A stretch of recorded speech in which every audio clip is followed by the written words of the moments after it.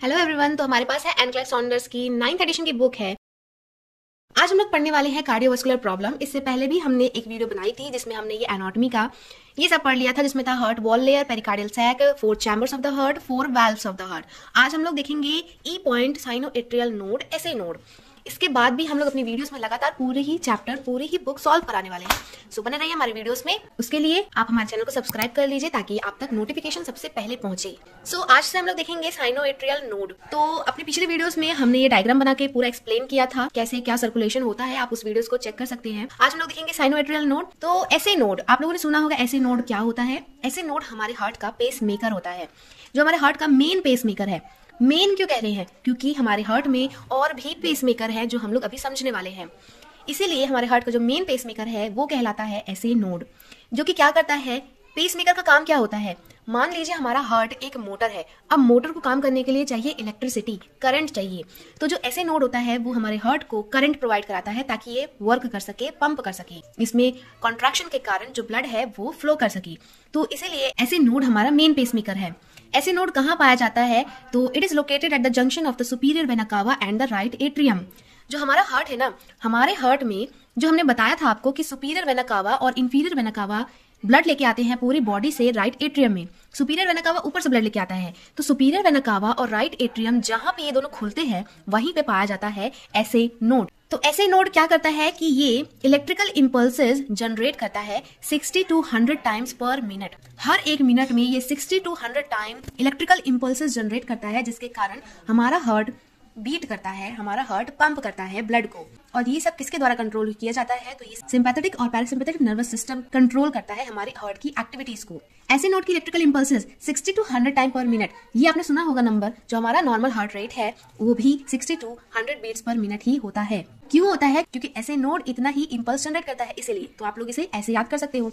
बाकी हमारे जो हार्ट के पेसमेकर हैं उसमें दूसरे नंबर का पेसमेकर है एट्रियोवेंट्रिकुलर नोड, जिसको हम लोग एवी नोड कहते हैं। तो ये एवी नोड कहाँ पाया जाता है? तो ये हमारे जो एट्रियल सेप्टम होता है उसके लोअर एस्पेक्ट में ये पाया जाता है। एट्रियल सेप्टम मतलब ये दोनों एट्रिया के बीच में ये जो सेप्टम है, ये जो वॉल है, इसके लोअर सेगमेंट में, मतलब यहाँ पे एवी नोड पाया जाता है। एवी नोड जो है वो क्या करता है? तो ये इलेक्ट्रिकल इंपल्सेस को रिसीव करता है जो कि ऐसे नोड के द्वारा प्रोड्यूस की गई थी। फिर इन्हीं इंपल्सेस को ये आगे ट्रांसमिट करता है, नीचे की ओर बाकी एरिया में ट्रांसमिट करता है।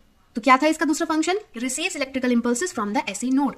थर्ड फंक्शन है इफ द ऐसे नोड फेल, मतलब अगर ऐसे नोड फेल हो जाए तो जो हमारा एवी नोड है वो इतना कैपेबल होता है कि वो 40 to 60 बीट्स पर मिनट की हार्ट रेट मेंटेन कर सकता है। मतलब कि ये हमारा दूसरा पेस मेकर है। पीएम मैंने यहाँ पे लिख रखा है। ऐसे नोड 60 to 100 कराता था, एवी नोड 40 to 60 कराता है। फिर थर्ड है हमारा bundle of His. Bundle of His क्या होता है हमारे हार्ट में?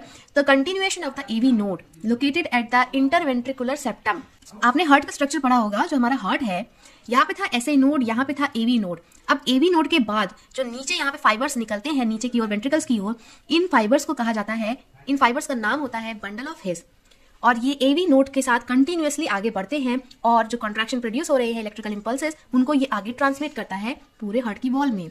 तो it branches into the right bundle branch which extends down the right side of the interventricular septum and the left bundle branch which extends into the left ventricle। जो bundle of हिस है ये आगे ऐसे बढ़ बढ़ के क्या होता है कि ये आगे राइट में बढ़ जाता है, राइट बंडल ब्रांच में डिवाइड हो जाता है और लेफ्ट बंडल ब्रांच में डिवाइड हो जाता है।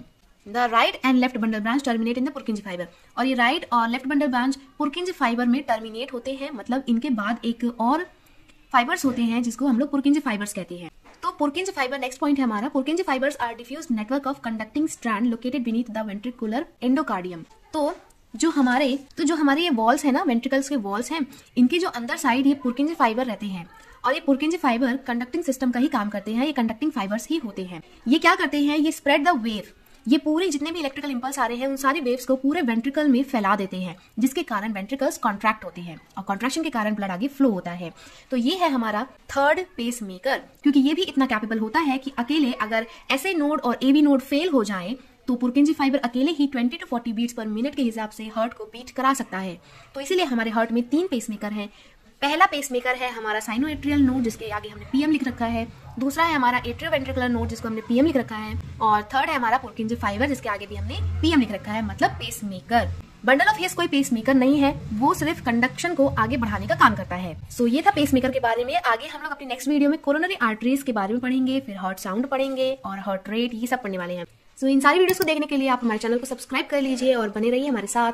अगर आपको एक्सप्लेनेशन अच्छा लगा तो हमारे वीडियोस को लाइक, शेयर, सब्सक्राइब जरूर कर लीजिए। Thank you so much for watching.